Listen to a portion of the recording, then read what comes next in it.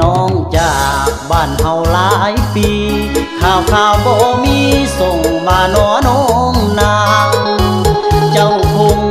สิไปได้ดีลืมแล้วตีผู้คอยอยู่หลังจากไปฮอดบ่ได้อื่นสั่งก็พูดว่านางใจดำอีหลีพ่อแม่น้องอยู่บ้านนา